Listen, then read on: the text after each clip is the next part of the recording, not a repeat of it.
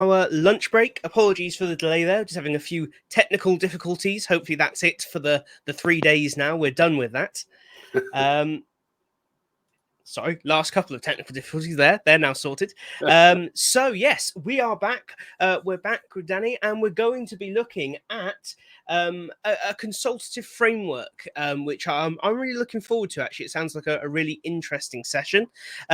If you've got questions during this session, please do put them in. If they're kind of the moment, we're going to sort of handle them on the fly, as it were, or we may cover off sort of the bulk of the questions at the end, just depending on how we are for time. But without further ado, I will get out of the way and hand over the reins to you. Hi, good morning, everyone. My name is Danny Orthogon. Thank you, Tom. Thank you, everybody attending iDTX. I'm an e-learning project manager. You can see my details there if anybody's willing to or interested in connecting. And I want to share a little bit about myself before I get going on the consultative framework conversation. Let me just expand my view here. So I'm an independent e-learning consultant. I've worked in education, technology, manufacturing, financial services. I've worked in not-for-profit. I've worked on a lot of places, as you can probably tell. I've been around. I've enjoyed my work as an independent consultant, but I've also worked internally as a training manager and also a project lead, instructional designer, relationship manager, several different areas, all around the idea of using technology to develop learning and learning solutions. So when I talk about using a consultative framework for leading e-learning projects, it's kind of my idea is that you're using an insightful and consultative framework when you think about your interactions with your customers or your clients, whatever terms you might use. And so this is based on the experiences that I've had both as an independent and an internal. Probably the most, excuse me, the most formative one was as an independent when I worked with a school, a vendor of school education products in the United States. And what they had was that they had this very well-received, award-winning methodology that was based on paper-based binders. And these binders could be anywhere from 500 to 800 pages a piece. But the methodology was sound. It was used in the top school districts in the country. And it really followed a really smart format. And what they asked me to do is, how do we get this online? Because we know that we need to get this function online, but we want to be really smart and careful that we maintain the fidelity of their methodology. So that required me to really think about, how do I interact with these folks? Because I'm working with the founders, very bright people. I'm working with the sales folks who are former teachers, and they're working with school districts across the country. So the expectation level is to maintain that fidelity of their methodology, and their methodology was a blended solution. So that was something that I think that was kind of foreign to a lot of tech companies that we talked to, because I think in a lot of cases they wanted to just put their framework over it and they'd solve all the problems. And they really didn't work, I think, to understand who the client was and what they wanted to do. So let's see. What I was able to do is to have that conversation with them and talk about what their goals are, what works for them as an organization, and works for them in terms of where they were on the technology, understanding of the technology, and how we can find a nice solution that's going to really reflect their methodology. So I also worked in an internal side on several different learning management systems and learning platforms. And again, the idea there was I had to interact with with my senior leadership, with frontline folks, with executives in terms of how we're going to implement these systems and make them fit into the business of education. And it wasn't just, I have this great technology, I'm going to install it and everything's going to work fine. It was a much more complex conversation than that. And so what I'd like to think is that what I've learned from that are some practical ideas for leading an insightful and consultative approach to look beyond just advocating for a specific tool, look beyond advocating for a specific methodology, and trying to connect with your clients early and build a relationship, because you want to focus on the learning challenge. The learning challenge is what it's all about. I think often what we see in a lot of technology, that I would say the amount of technology, the number of technology vendors are out there is a lot of marketing speak, a lot of sales goals. They're making an investment to say, if you use our technology, if you use this solution, it's going to solve all of your problems. And I think I think we all recognize that that's just not an effective way to really address the learning challenge. We really have to think about what's important to our customers and what they're trying to do, and how do we use this tool to support that and to bring the wonders of digital technology to the learning landscape. So, and the objectives I have today are pretty straightforward. Is to talk about some of the challenges in the e-learning landscape, to talk about your team's KSEs, your team's knowledge, skills, and experiences, and talk a little bit about organizational dynamics and using a model from the organizational dynamic world called Model A, B, and C. I'll get into that in a little bit.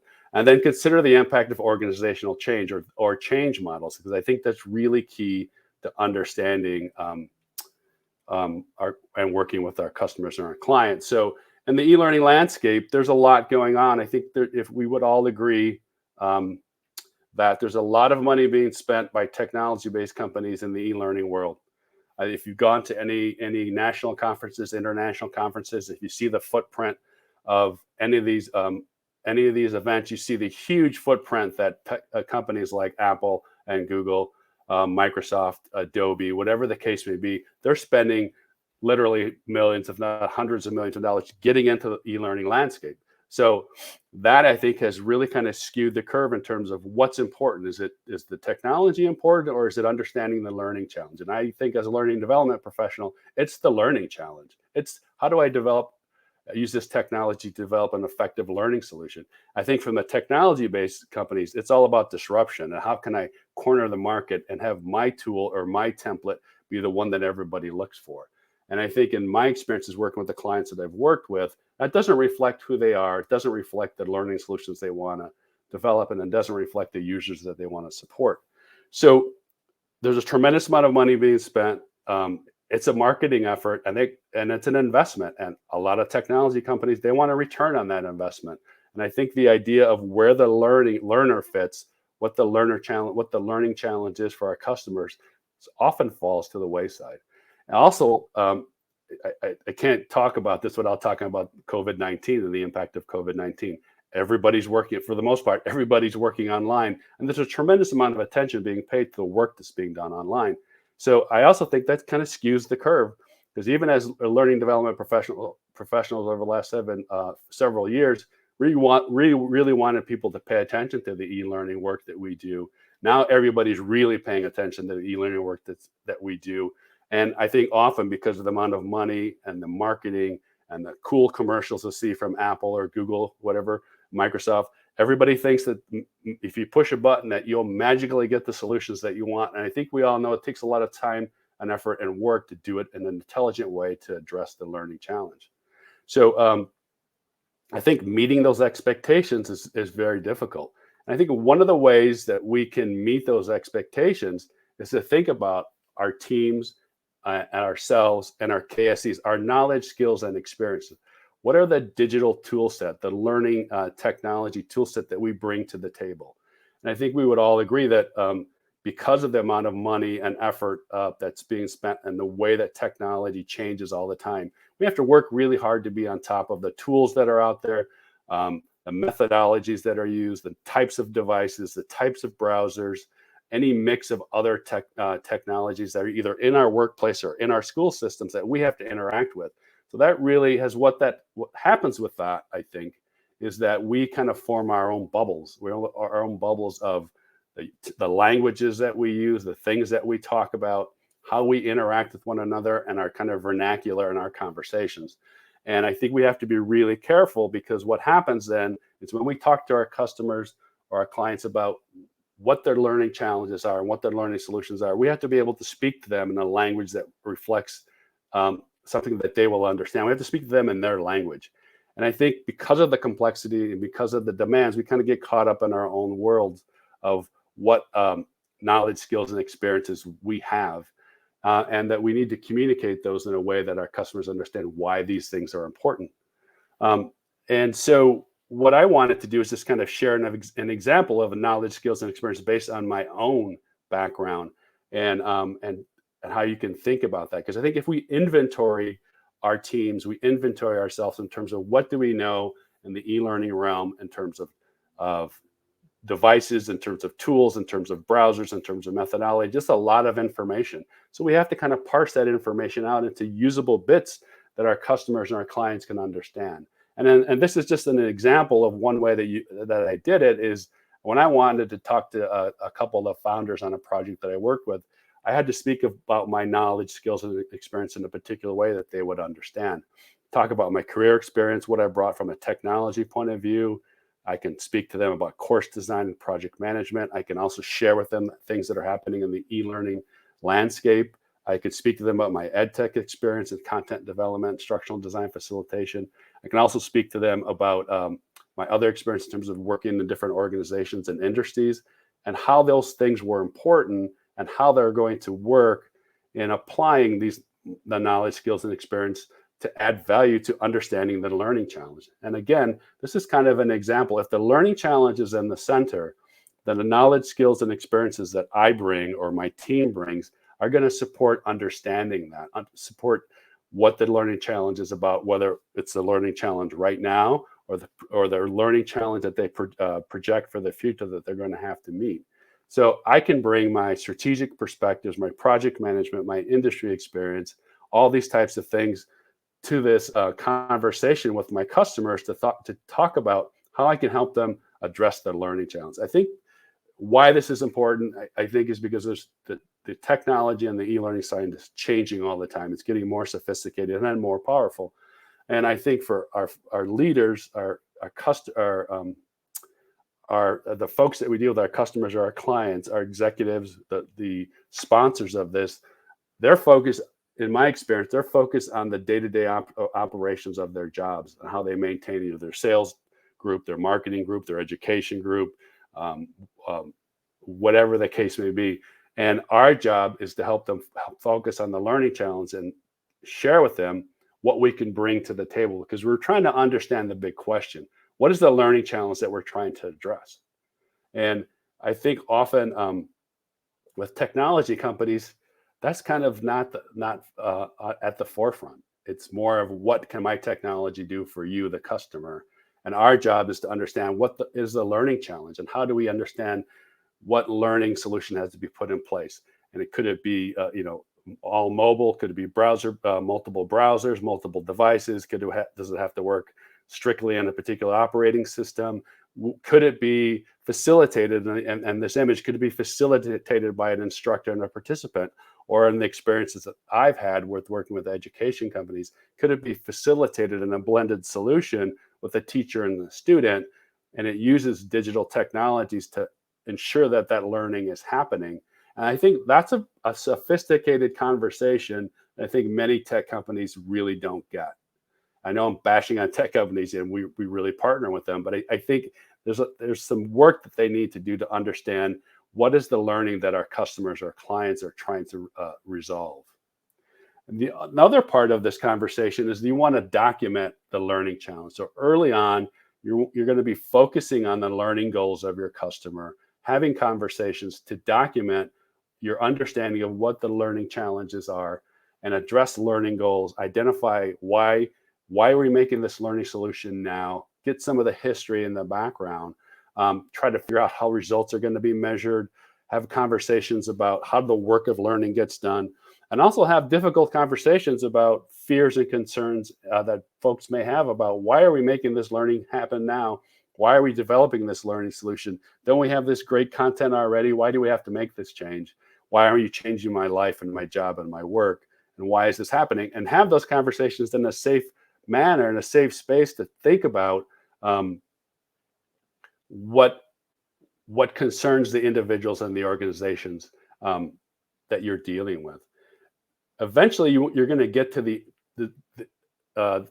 go decision. And you want to consider the impact of the go decision. You've had your conversations about the e-learning landscapes and the technology and the money's being spent.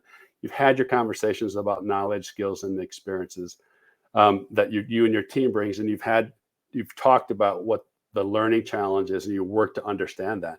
Now you're kind of getting to the go decision. Your customer, your client says, okay, I have the budget, I have the resources, Danny, we're ready to go.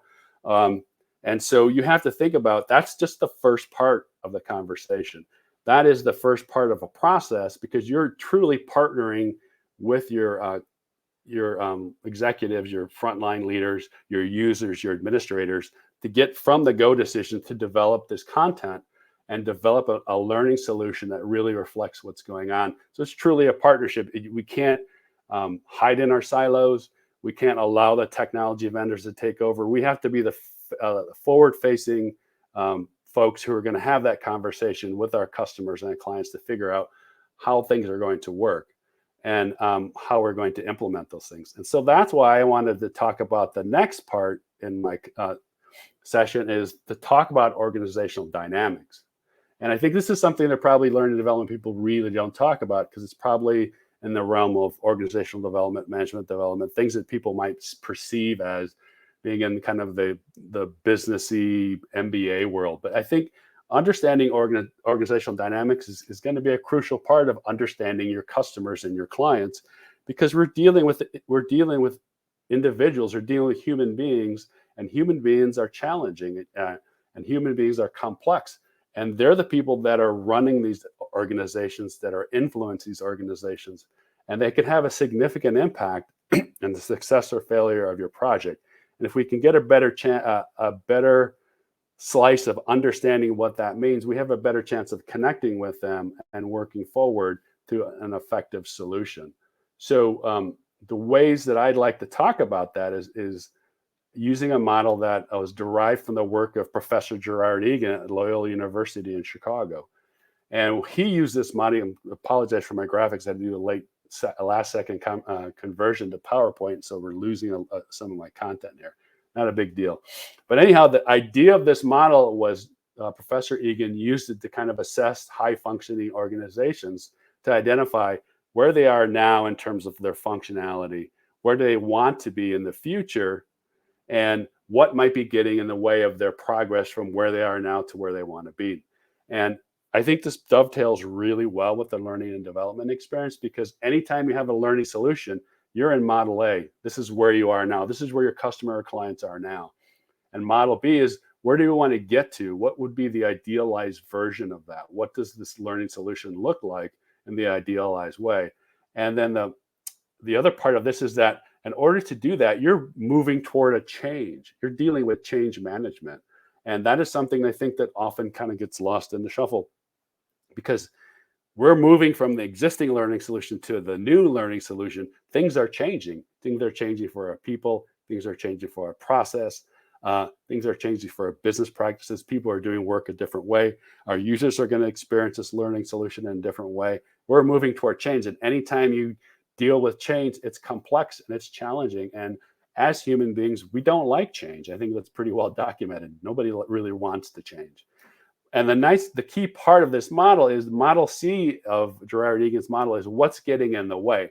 What's keeping us from moving to where we are now with our learning solution to where we want to be?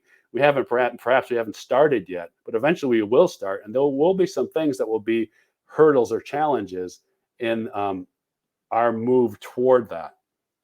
So I want to talk a little bit about the model. And again, as I said at the beginning of the session, I'm trying to provide a framework for interaction with your customers. Your customers or clients may not always agree with what you're doing, but if you use this framework to think about how you interact with them, you can get a better understanding of the individuals and the organizational challenges that you have to deal with. So what Model A does, it gives us kind of a snapshot of who the organization is now. What are their existing learning solutions or solution? How do they structure their business to support that? How do the people and the processes and the resources, how are they organized? And how do they do their jobs every day to make sure that the users are learning, they're getting feedback from their users, the administrators or their frontline folks are happy with what's happening, or perhaps they're not happy? And what are the drivers? Are the drivers of this learning solution, are they internal and they can be external? And what are they saying, and what kind of impact are they making? Because what you want to do, you want to get this snapshot of why my customer is developing this learning solution now, and why it's important now to have this learning solution to function in a particular way. And so that I can understand at a baseline level is, why do they exist the way that they exist? Because the next part of this is Model B, is the new learning solution. And here we're thinking about, what will the new learning solution look like? What's the ideal? what are some expected ways that we would like this new solution to work? Will it work on multiple browsers? Will it work on using new technologies? Will we start implementing AI, VR, anything like that? Any new technology will be used, or could we just be using different tools and updated tools to develop our content? And they're also thinking, we also have to help them think about the changes that are going to happen in their beliefs and aspirations, from the founder level to the leader level to the internal team, and the expected changes in the structure of their business, and then new expectations for the people, the products, and the processes, and what the users might be experiencing. So we want to document that for ourselves and share that in a way that our customers understand that you're going to this new learning solution, but your organization is going to have to change as well. It cannot be static. It has to be dynamic.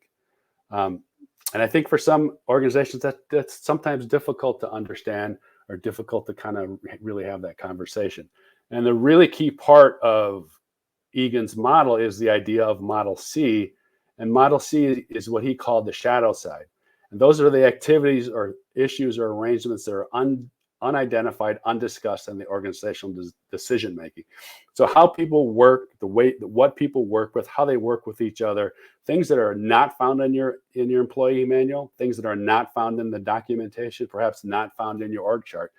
The way that people get the work done is not always obvious to folks if you just look at the org chart, or if you just look at the goals, or you just even look around the room if you're working with folks perhaps in a not remote manner these days. There's an embedded system of culture, a cultural system of beliefs and values and norms that drive behavior. These are just the way that people work. And oftentimes what happens is from the shadow side perspective, when you're moving from your existing learning solution to your new learning solution, there's going to be resistance. People will push back, and that might not be overt. It might not be obvious, but it's happening. And the people that can pull the levers, the people that can influence, the people that can use politics with a small p to manage processes and resources are going to do it. And if they're not on board, it can be very hard to get from where you are now to where you want to be. You perhaps have to deal with things like turf wars, or perhaps people want to continue to do the work the way that they always have. If you're developing a new learning solution, eventually you're going to be using new authoring tools. You could probably use a different methodology. You're going to be interacting with your browsers and your devices in a different way. If you're working with school systems, you're going to be interacting and doing the handshaking with your schools in a different way. Even if you're doing it in an organization and corporation that's kind of homogenous, things are going to change. And unfortunately, because we're human beings, the shadow side issues are going to affect how the process happens. So we have to find a way as a third party, as e-learning consultants, to talk about the shadow side with our customers or our clients, so that we can do things like analyze the culture, identify things that are positive or negative of how people think and organize their work, to kind of reveal some of these issues, to kind of reduce the defensiveness. Because ideally, if early on you've used your knowledge of the e-learning landscape, and you've used your documentation of your team's knowledge, skills, and experience, and you're connecting with your customer, your client early on, you can develop a stronger relationship and have this sense of partnership of trying to identify how we get from the learning solution we have now to the one that we want in the future, and what's really working well and what's not working, and to have a very safe conversation about what needs to change, what people, processes, and business practice will need to change in order to kind of move forward. And those are difficult conversations to have, but I think they can be very fruitful conversations, because you're kind of peeling back the layers and thinking about what makes this learning solution work. How can we continue that success in the future? And how do we deal with the change that's inevitable? And how do we gather impact or input from folks that are in the chain, that are on the front lines, or perhaps your users who are learning from this technology? How are they feeling about that? And gathering that information so that we can make informed decisions. So that leads me to my last session bullet, which is thinking about organizational change. If you looked at the model of A, B, and C, you could see that there's model A, model B, and the shadow side. And what the arrow is pointing to is change, organizational change. Anytime you develop a new learning solution, you're dealing with change. And change is hard because we're human beings and it's difficult for us to deal with change. So people are going to change the type of tools they use. They're going to change the the the methodologies that they use. It might even change the teams and how the teams are organized. It might be, you're definitely going to be changing content. You're definitely going to be changing any formatting and branding and look and feel as you move forward. So that's a lot of things that are going on. And it might seem obvious, but I think to be successful, if we think about what those changes are and have an understanding that it's hard for people to change, we can support our customers and our clients as they move through and deal with change. So I want to share this next slide. This comes from William Bridges and the works he's done in the management development world. But I think it's a really important quote. And he says that while there are many reasons why people resist change, most of the reasons have something to do with a feeling of loss, a strong loss, feel a strong loss of security or predictability in their lives. Other people feel a loss of control or power over people and resources. And I think this quote does a really good job of kind of encapsulating, again, that we're dealing with human beings, even though we're technologically savvy, even though we're very sophisticated, even though we know what's happening in the e-learning world, and e-learning world, we work really hard, we're still human, and dealing with change is hard. And if we recognize that and are able to kind of support our customers and their teams and our executives and their users, they move through that, we have a better chance of being successful, because we recognize that change is a difficult thing, and change requires us to be flexible. So let's talk a little bit about some of the barriers to successful change before I kind of get into the change models. I think often what happens when people are resistant to change, there's a few things that happen. There's a lack of clarity or knowledge. Why are we changing this learning solution now? Doesn't it work well? Why do we have to make this change? Perhaps there's a lack of motivation. People don't really understand if this change is really necessary. Why are we making this change? What is this change all about? There might be a perception that there's insufficient resources to make this change if we're using a new tool in a new way and we have to learn how to use this new authoring tool. If we're supporting different browsers or different devices that we had not in the past. Do we have the resources to make that happen? And lastly, do they perceive a lack of commitment? Do our frontline executives, the people who leverage the most power and influence, are they on board with this change? Oftentimes, that's kind of an unknown or a particular challenge for folks and how they deal with change. So what I want to share with you next is the idea of thinking about change and having this model of change and to view change as a transition. And what I really love about this model is that it shows change in kind of three discrete formats, and the endings, the neutral zone, and the new beginnings. So whatever most human beings are dealing with change, they have to let go. They're in this ending phase. If I'm developing with my existing authoring tool and I go to a new authoring tool, I have to let go of using that tool the way that I'm comfortable using it. If I'm developing graphics and I'm using a new graphics tool, a new graphic format, I'm having to let go of what I hold dearly and I really feel is important to me. And sometimes that can make me angry, and sometimes that can make me scared, and sometimes it could just really, make it very difficult to make that change. Eventually, people will move from letting go to getting into this neutral zone where they kind of feel like they have they're uncomfortable. They have their feet in two different worlds. Their feet in two different canoes going in different directions. There's this discomfort level there. And this neutral zone is kind of where people begin to adapt. They're letting go of being frustrated and angry, and they're taking a chance by getting into this neutral zone to try things out. And eventually they're going to get to this new beginning state where they feel more comfortable. They can see the benefits of the new learning solution. They can see the benefits of using a new and updated tool, or using and working in different devices. And they recognize that in order to move forward, they're going to have to get on board and help develop a new way, new processes of supporting the learning. And what I love about this model is that it shows that you're dealing with change as a transition, and that folks are going to be moving from endings and neutral zones to new beginnings, but also they could slip back into neutral zones, or slip back from neutral zone to endings, or move forward right to new beginnings. And that's okay, because that's how human beings deal with change. Change is the dynamic. We will make some progress, we will fall back, make some progress, we will fall back. But ideally, we're making progress over the long term in the right directions.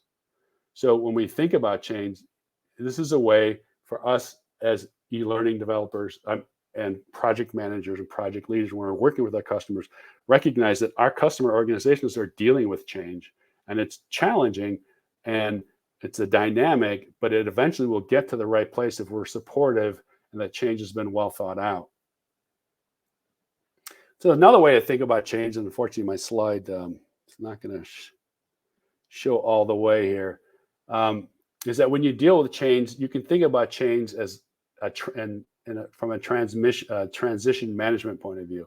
Often we feel awkward with change, we feel ill at ease, we focus first on what's changing, what we're losing, we feel alone.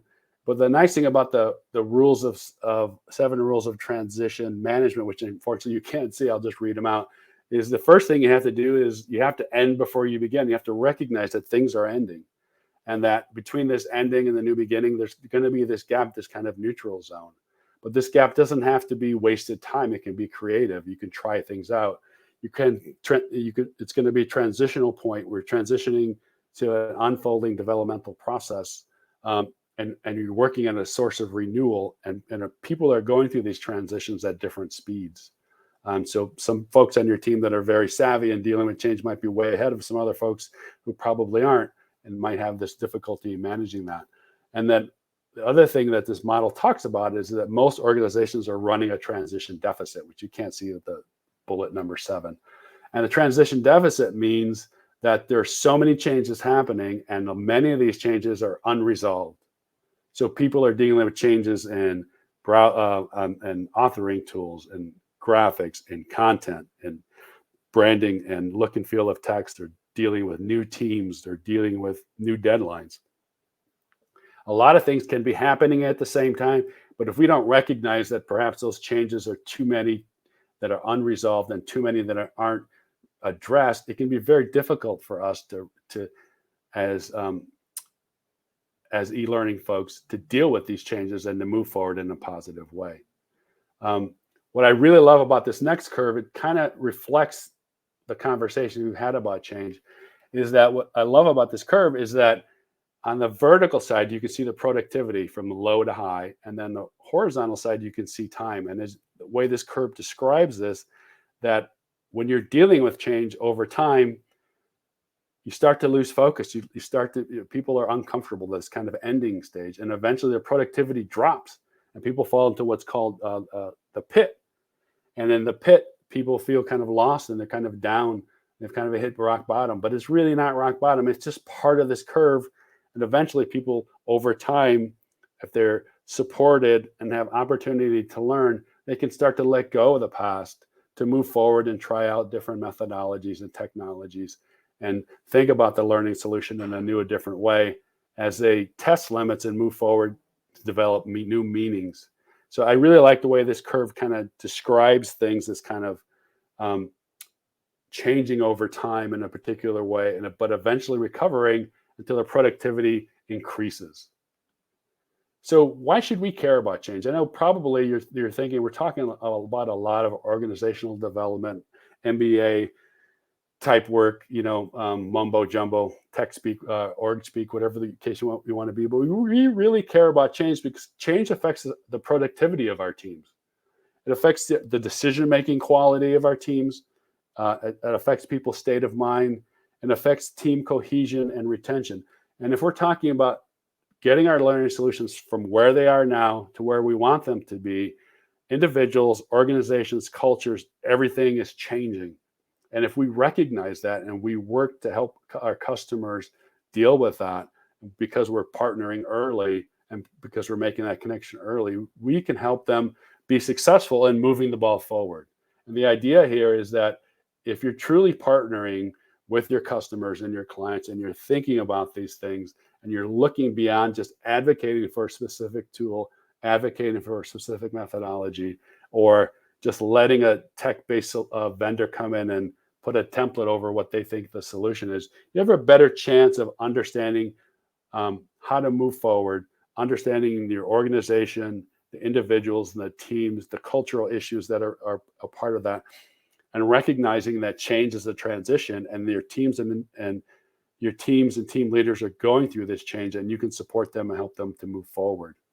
So in conclusion, I just wanted to say, the goal of this session was to consider an insightful and consultative framework for our e-learning projects, to think about going beyond the specific technological solution, to recognize that there's a tremendous amount of money and marketing effort being put forth in developing e-learning solutions, and that we can see beyond that and to dig into the organizational and individual perspectives. We can support our customers and clients as we move forward to try to develop a better roadmap to success. So I want to thank you all at iDTX. Thank you, Tom. That's my contact information there. I'd be happy to connect with anybody and happy to answer any questions that you might have. Awesome. Thank you so much for that. I think that was really, really interesting. Thank you, Tom. Guys, if you've got any questions, now is the time. Do pop them in the chat. I know previously some have gone out on the event chat, so I'll check there as well. Okay. So we've got a few comments coming in here. A lot of people kind of agreeing that getting people to be open to open to learning and open to change is sometimes the solution in and of itself. We've got just a couple of comments here, I guess. You've got John saying used to be on the other side, fearing change because it brings loss. So I think this to me is quite familiar.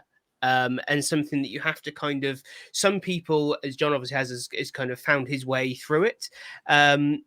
How do you overcome the perception in a business that change is loss?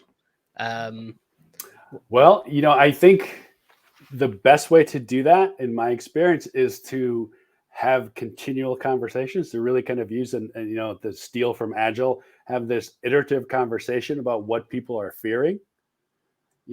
I've worked with a couple of founders and one of my projects, and they really recognized that they needed to develop a digital solution, but they were terrified that some company like a Microsoft, Apple, whatever you want, would come in and just take over, and that they would lose their methodology. And so I had to have a conversation with them, and continual conversation, and to reassure them, to say, look, I can partner with you, and I can help you partner with these technology-based companies so they understand what your learning challenge is, and they understand that you already have a methodology in place, and they can respect that and work with you. And the ones that don't, you don't have to deal with. You really don't. And I think having that conversation in a safe manner by listening and documenting and almost being like a counselor, playing it back to these folks to say, I hear what you're saying, and I think those are valid concerns, but I also think there are solutions to getting beyond that. And you have to build that trust, though. You have to build that trust early by showing them even little bitty examples of other vendors or other learning solutions or other folks that are in their space that have done this type of work and how it's been successful. So it's really about having a conversation. And that's not always easy to do. I'm not saying this is something that we can always do, because we're under a lot of time pressure, a lot of work pressure, and a lot of our executives perhaps don't have time to even think about what we're doing. But you have to make the attempt to try to get connected to them, because essentially you're using their money and their time and their resources to develop a learning solution. And you want to show them that you can add value. And the way that you can do that is to have a conversation and have an honest conversation about what their concerns are. Definitely. And interesting enough, actually, that this next thing I was looking at on screen there was from Benjamin, actually, about the key is around building influence within the organization. Sometimes I guess that kind of enables you to have those conversations. Yes. So I guess the next logical question is, if I'm maybe I'm new to the business, or maybe it's not something I've been able to work at before, what are some sort of useful or positive ways to start building some influence, so that you're maybe able to get some of those conversations going? Sure, sure. I think one of the lessons I learned very early on in my career was when I was a new instructional designer and an e-learning person. People would say to me, "Why don't you go have coffee with Joe or Betty, whomever leads that group, and get to know them?" And I thought, why would I ever do that? you know, I just didn't understand that. I just thought my job is to develop training and content. Their job is to do sales or marketing or manufacturing, whatever the case may be. But we really needed to get to know each other. And so when I look back on how naive I was, I realized, getting to know one another is how you're going to be able to work more closely together. So it's almost like you have to get past the social awkwardness and go meet people and go have a conversation and learn about what it is that they do and share about what it is that you do and that you might be new to the organization and you want to bring some new perspectives on developing learning solutions and you want to learn how the business functions. One of the things that the companies I've been at when I was a little more experienced is they would say, why don't you go shadow the sales manager on the sales call? Or why don't you go sit in the office of the pharmacy clinical manager and talk to them about their concerns? Now, someone had to broker that conversation. So I had to talk to my manager, or my manager had to talk to perhaps a practice leader and say, would it be okay if Danny sat in with your folks to kind of learn what they do? If you worked in an office with satellite offices around the region, wherever you are, you had to go out and meet those folks and see how they do their jobs. That can be intimidating. It can be awkward, but it could also reap rewards because you're going out there to understand and meet them and see how they do their job. And I think they'll respect you for taking that risk to do that, because they could just say no, or they can just put you off. But if you don't give up, if you just continue to try to make them or have someone help you broker that conversation, you have a better chance of connecting with them and in the long term partnering with them and bringing them a solution that better meets their needs. Awesome. I've got a really good question here that's we do have an answer for already in the chat, which is marvelous, but perhaps not hugely practical for all of us.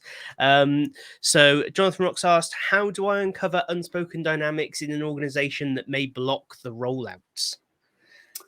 Ooh, it's a tough one. It's a tough one. The answer in the chat was, I am inevitable, Thanos.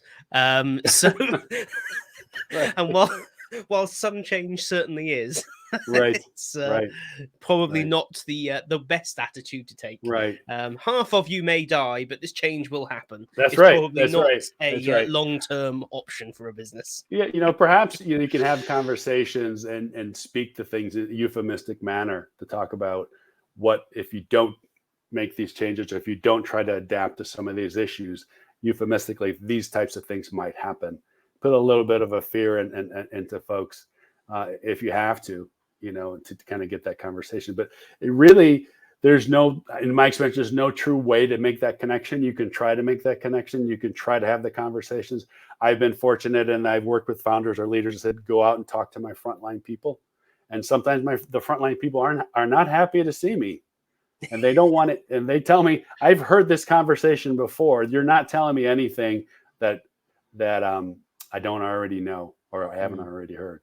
And you just have to consider that as, well, you just mark that down as a little bit of money in the bank, because eventually when they see me, they'll know that at least I tried. I tried to connect with you. Or perhaps to say, I'll give that guy the benefit of the doubt because he came out and took a chance and he tried to connect with me and he tried to make it happen. And eventually, maybe they will need it. And that's it. There's a lot to be said for like an honest effort, isn't there? I think so. I think so.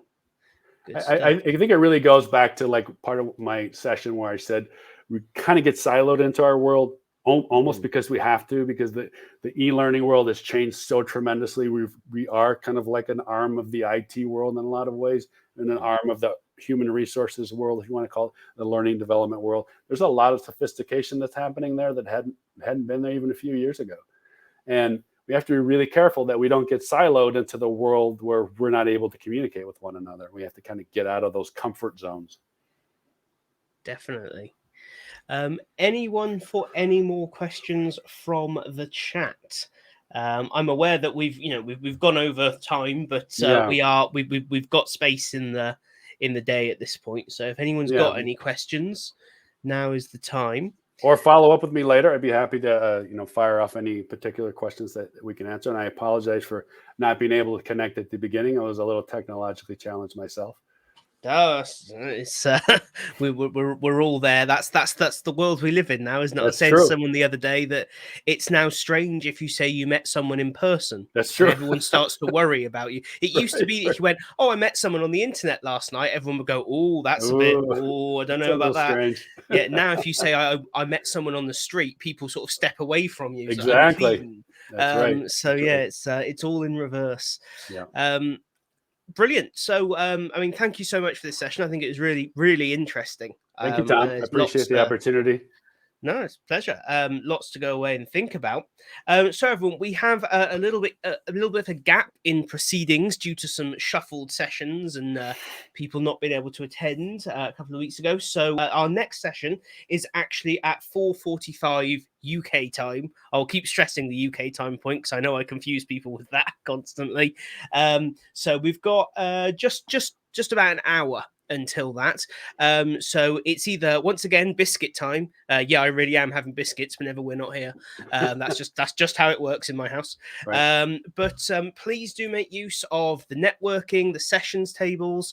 I'm probably going to go and jump onto one of the sessions tables once we're done here. So if anyone wants to come and have a chat, come on over. I'm not particularly interesting, but I'll fill some time for you. And if not, we shall see you later on. Thank you, Tom. Thank you, iDTX. Good luck.